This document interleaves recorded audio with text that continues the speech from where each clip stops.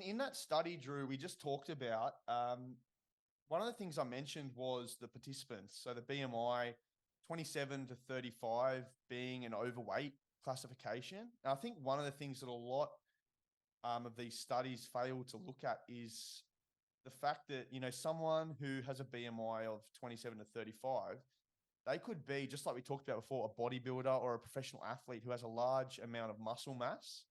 And in the context of BMI, all it takes into consideration is height and weight. It doesn't consider where that weight's coming from. It could be muscle mass, could be fat mass.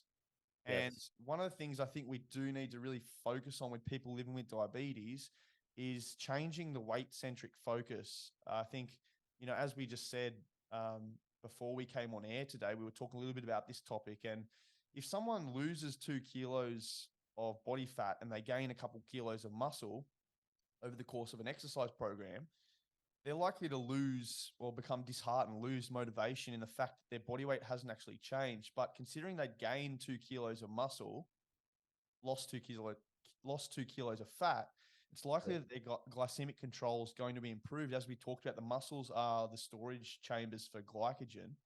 And so, if we can store more glucose in the muscles, we're going to improve our ability to manage our diabetes. It's such an important point, isn't it? 100%. It's exactly right. So BMI doesn't account for body composition. It doesn't tell you what percentage of your body is muscle, fat, fat mass, fat-free mass. But the reason why BMI is used in all these studies is because, think about universally speaking, most people aren't very muscular at a given height that gives them a BMI that looks overweight or obese. Most people, BMI actually does work across the board. If you just think about like the millions and millions of people out there, BMI is the best thing we've got at the moment to categorize you as overweight, obese, normal weight, whatever. There are outliers though, right? So if you, exactly like you said, if you put on 5 kilos of muscle, right, and you lose 5 kilos of fat, your BMI might not have changed technically, but your body composition has totally changed, which means you've got more opportunities to open those glucose gateways. You've got more storage capacity for glucose that you eat to end up as glycogen. So body composition is extremely important. It's just hard to teach as a public health message to explain this to the vast majority of people, which is why BMI is a good enough tool. Yep.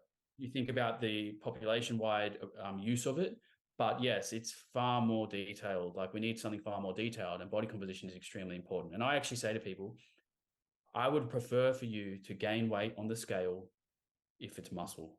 If you can put some muscle on your frame, not for the way it looks, not because of how you go in the gym, nothing to do with that. From a purely physiological perspective and diabetes management, muscle tissue is precious, especially as we age. Naturally we'll go down a little bit.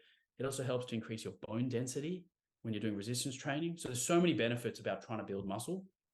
And BMI doesn't account for any of that stuff. So you've got to really focus on knowing what your body composition is. And if you really want to get it dialed in, you can get a DEXA scan or something like that. Probably not that important for most people.